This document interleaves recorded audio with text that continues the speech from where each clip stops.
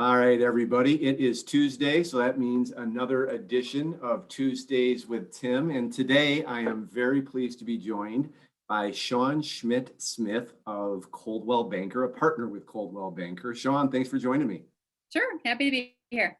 Yeah, well, we're excited to have you. To kind of put this all into context for our team, obviously everybody has very likely heard of Coldwell Banker and the Coldwell Banker Schmidt family businesses, but Coldwell Banker is around the globe. And Shawn, your family's business, the Coldwell Banker Schmidt component, is the number 2 producing franchise in the entire network. Is that right? That's right. Yeah, there's a company called CB Bain out of Seattle area. They beat us by a small margin, but yeah, we do okay. Been Yeah. around for a while. Yeah. All right. Well, and you guys aren't competitive at all, right? So I'm sure you No, guys not are. at all. Yeah. All right. Well, number 1 is within your sights. Yeah. So listen, Shawn, I wanted to have you join me today just to talk about the real estate market. It's a hot topic. It's regardless of whether you're in the industry or not in the industry, it's just wild to watch what's going on, not just around the country, but even right here in Traverse City. I mean, the market is nuts. And you've been in this business a long time. Have you ever seen anything like this? Not like this. This is unique from the 2006, 7, 8 recession, which Mhm. has some similar factors, but really not a whole lot. But I started about a year before that crash happened. So I've worked through challenging times before, but this has a very different feel and different elements to it. Less scary for sure Yeah. than watching so many people lose homes, for example. Yeah, right, exactly. So, yeah, I mean, do you see this cooling off any time in the near future? I mean, we see, it seems that inventory, which there's a lack of it, but houses they stay on the market for maybe even hours at a time. Do you see this cooling off anytime soon? I do. We are beginning to see a little bit of a softening of the market. So 6 weeks ago, if something hit the market, it depends a little bit on the price range, right? But nearly all price ranges, if something hit the market on a Friday, there were multiple bids. A good example would be a $250,000 home. And then the listing agents realized we have to put a time frame on this and make a call for all bids.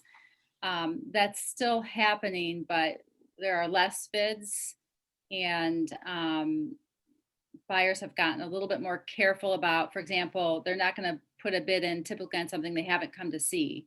So Hmm. right out of the gate, it was exciting for the sellers, but I think we've all learned some lessons along the way. Like, for example, make sure people have come to see the house before they accept their offer, which might be 10% higher than the next best one.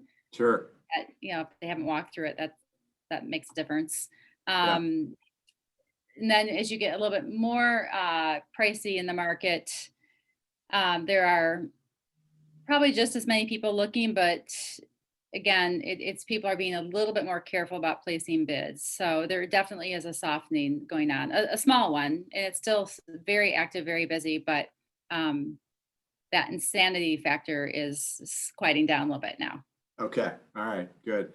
So, again, to try to put this market into context for those of us that aren't in the industry, what is the sales volume so far this year in 2021? Well, how does it compare to past years? Like last year or Yeah. 2019? What does that look like? Just look at my notes. So Yeah. right now, we're right on target to where we were last year with 863 sales so far in 2021 for Grand Traverse County. Last year, 2020, year of the pandemic, we had 1,714. So if you double that, because we're about halfway through the year, we might have slightly less sales. It looks like overall for Grand Traverse County, and that I think is very attributable to the fact that the inventory is not there. There's Right. certainly a housing shortage issue, and if there were more homes available, those numbers would most definitely be up. Sure. And then even the year prior, 2019, there were slightly over 1,800 home sales. So the property values, the median values are going up from, for example, 2019, they were 249. And then last year, pandemic year, 270. And then right now it's on par for 300,000 as the median sale price. Yeah, that's incredible. Yeah. So, you and I did not talk about this, so I don't mean to catch you off guard. But on that note, we've heard from real estate friends talk about Traverse City being the next Jackson Hole. where it's this destination spot from by people that weren't in the community that want to get here, and therefore driving the values just through the roof. Yeah. Is that, do you buy into that? I do actually. So as soon as we're done with this, I am zooming out the door to meet a couple. He's originally from Israel, and they are here for the Horse Shows by the Bay program. They have spent enough time here over the last several years for his work that they've decided this might be a nice place to actually own a home. I had a gentleman in my office earlier. His wife works out of Dallas. I mean, remotely from Traverse City. Yeah. He works out of Atlanta, and they're both they both chose to live here because it was a nice place to live. Yeah. So over and over again, I mean, Colorado is a big influx of people, which is interesting because that's also a resort town. Right. But on that note, those tend to be people who have connections to, like, a lot of situations, to Michigan. They vacation there as a kid or what have you. But people are coming from everywhere: Texas, California. The Israel was probably the farthest I've seen. Chicago, suburban Detroit, always very popular. Right. So, but the remote work thing, I mean, that's playing into this, you know, because people can work from anywhere now. I mean, they're picking and choosing where they want to live. Right, right. So the fact that we have the airport close by and you have direct flights to some major cities during the summer months anyway, that's a big factor in decision making for people who have jobs that are, like the people I just mentioned, remotely working.